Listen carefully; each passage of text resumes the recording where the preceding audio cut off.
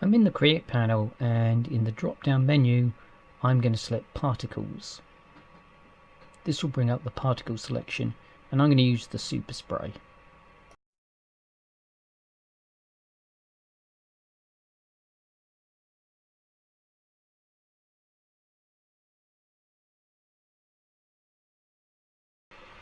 If we scrub the timeline, we can see that a stream of particles is emitted from the icon.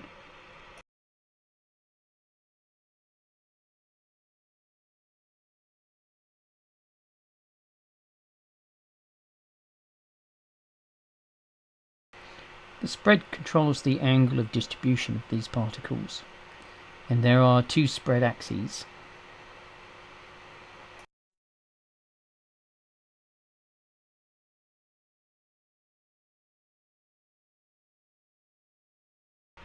I'm setting the display percentage to 100% because the machine is capable of showing all of the particles. I've set the total to use to be 1000.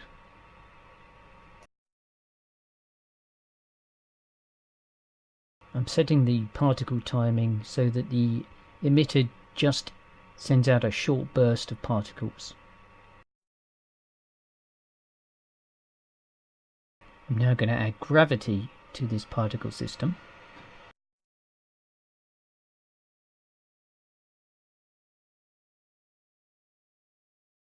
I use this tool to bind the particle system to the gravity.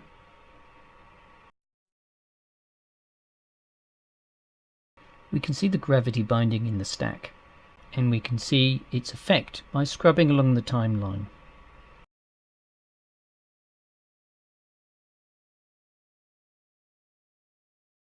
I'm going to adjust the particles so that we get some good height on the spray.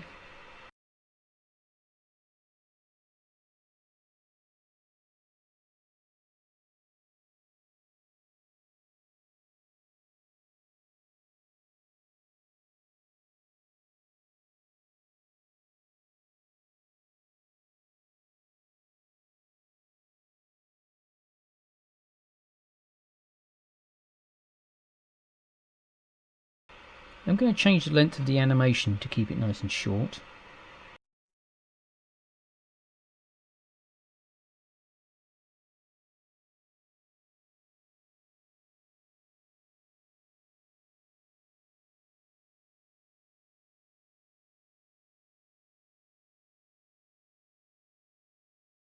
And I'm going to set the particle life so that the particles disappear at around about the time they hit the floor.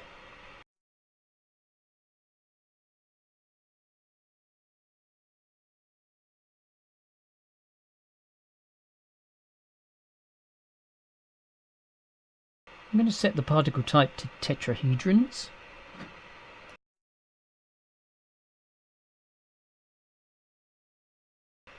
And set the display to mesh.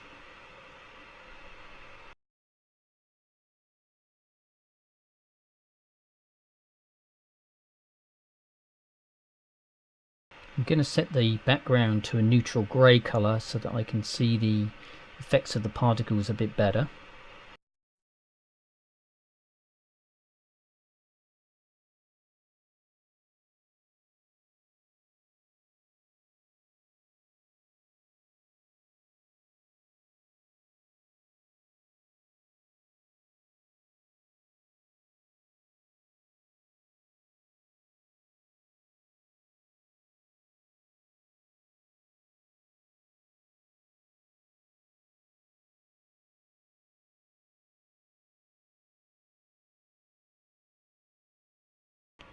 Now I'm going to set up the material.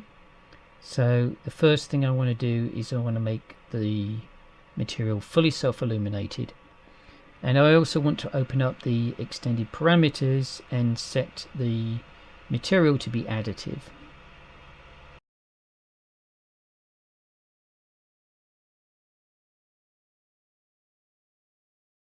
I drop the material onto the particle system, and when I render we can see the new material on the spray. I've set the opacity down to 99, and this is to ensure that the additive effect renders correctly. Let's add a target camera to the scene.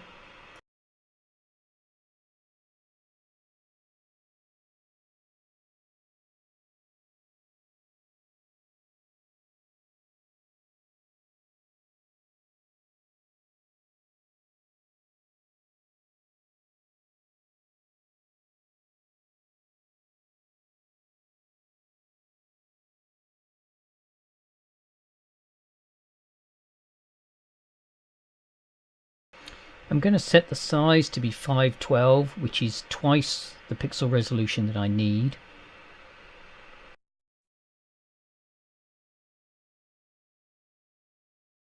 I'm going to lock the output to the camera viewport.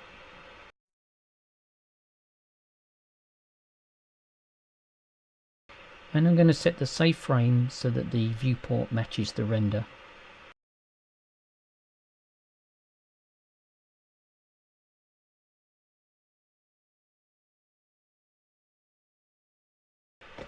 This effect is pretty good, but I'm going to add to it with another spray.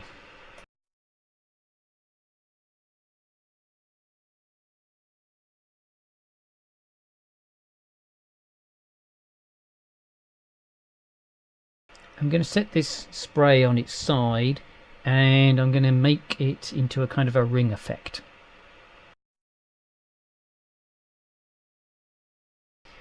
So there's a little bit of tweaking to get the particle system to do exactly what I want. One of the things that I must ensure is that the particles remain inside the frame.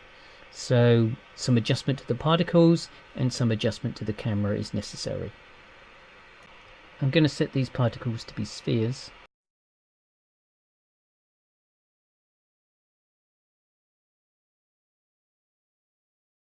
And I'm going to adjust the size to make them visible.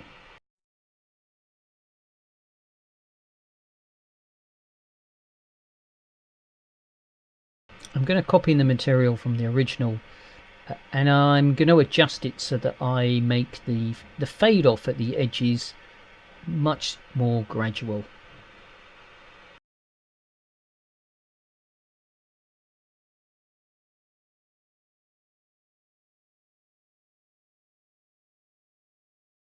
To do this, I'm using a fall off.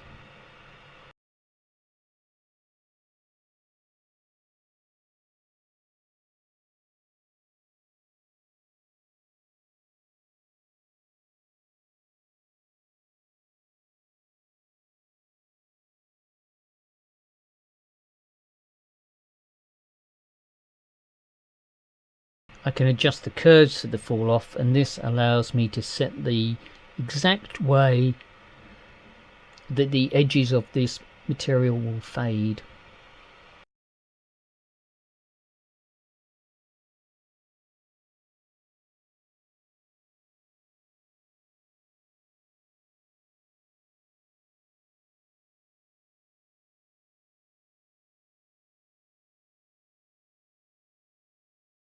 With the material set up, I'm ready to do some test renders.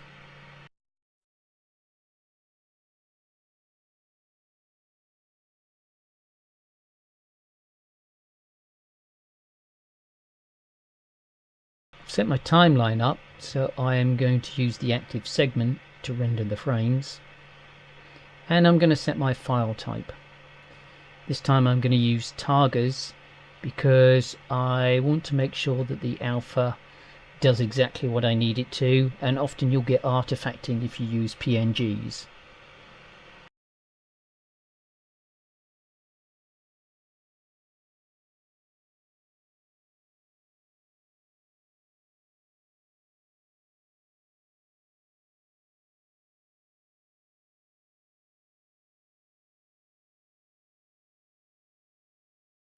Make sure that it's rendering the alpha.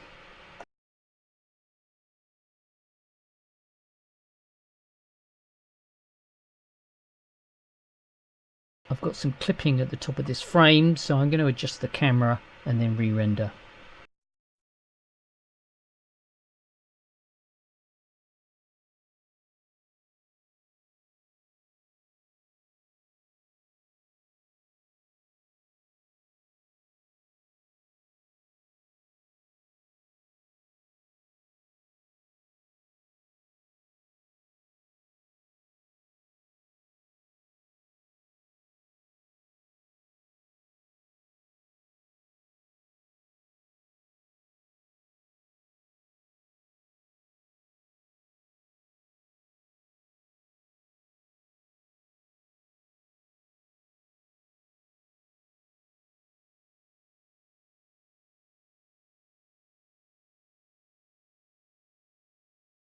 I'm going to open these frames up in Photoshop and show you how to export them as a GIF.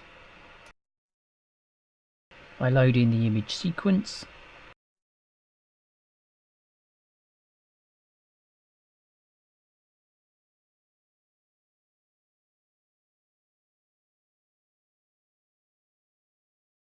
I'm going to open up the timeline window, and this will help me see the animation.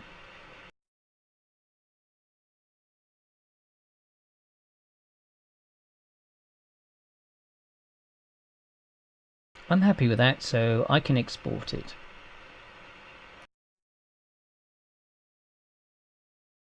I'm going to go to File, Export, Export to the web. I'm going to change my file to GIF, and I'm going to make sure that I export at 256 by 256. So I'm going to halve the resolution of the image.